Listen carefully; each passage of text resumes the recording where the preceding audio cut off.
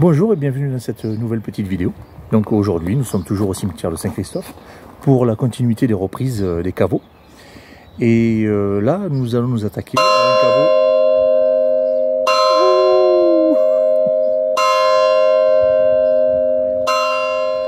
Et c'est pas la peine de nous dire 8 fois que c'est 8 heures, on le sait que c'est 8 heures. Deux caveaux. Encore un caveau aujourd'hui.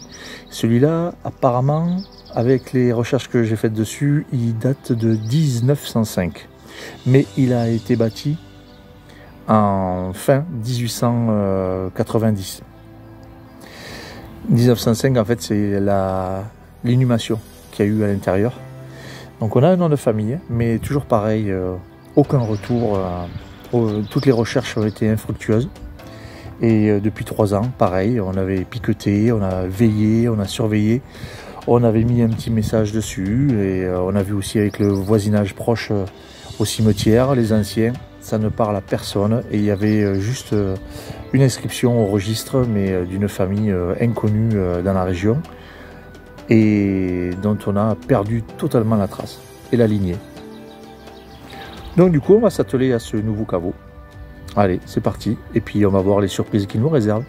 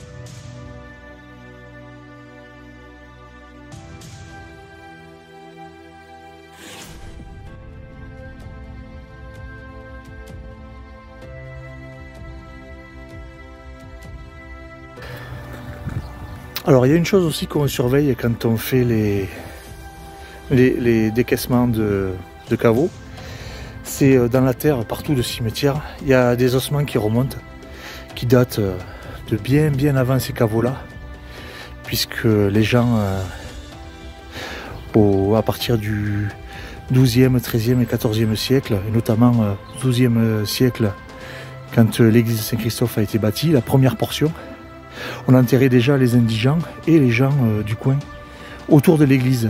Mais il n'y avait aucune réglementation, puisque le dernier code, c'est le code napoléonien. Et du coup, qui est remis au jour de temps en temps. Et du coup, on se retrouve avec des ossements qui remontent et qui, voilà, comme une source qui remonte à la surface. Donc là, je suis en train de creuser au pied du caveau. Et je récupère quelques os. Donc ce sont des gros os, en général c'est les tibias et les fémurs qui remontent en petits morceaux de 4-5 cm des tranches.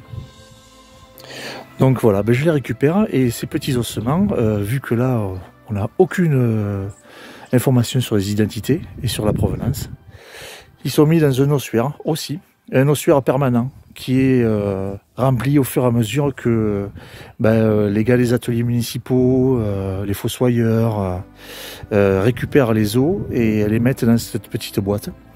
Voilà, et puis à la fin, quand elle sera pleine, on mettra ossuaire indigent dessus, récupéré de telle année à telle année sur le secteur du cimetière à Saint-Christophe.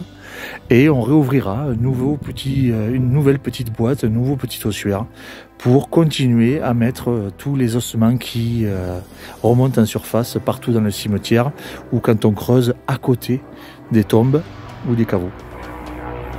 Allez. Voilà, après quelques coups de pelle, juste devant le caveau, je m'aperçois que voilà, il y a quelques ossements encore.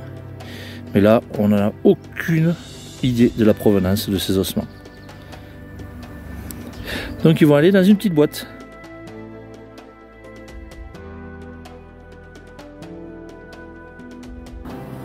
Voilà, déjà une sacrée surprise, hein, après avoir ramassé un petit bout d'os, bon, qui était insignifiant. Et bien me voilà avec un morceau de calotte crânienne.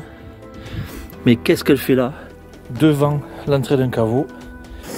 Voilà, c'est toute la difficulté quand on fait des trous dans un cimetière.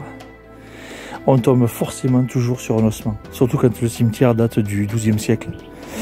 Bon, mais voilà, ça fait partie des surprises.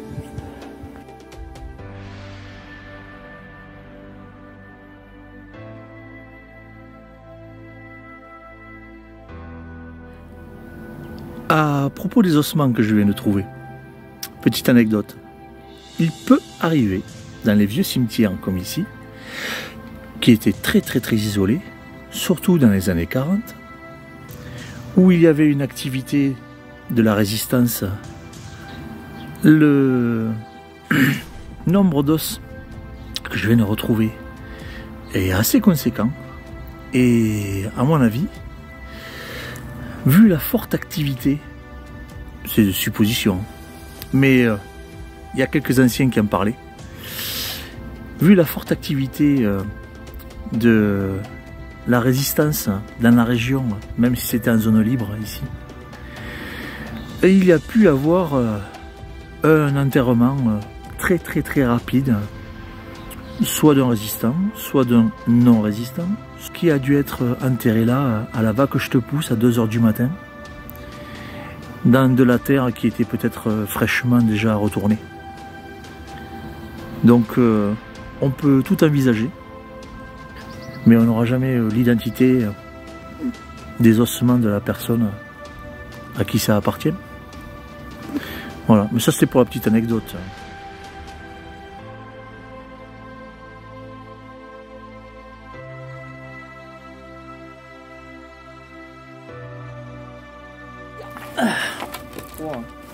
Il y a peut-être 3 cercueils et un qui s'est effondré sur l'autre.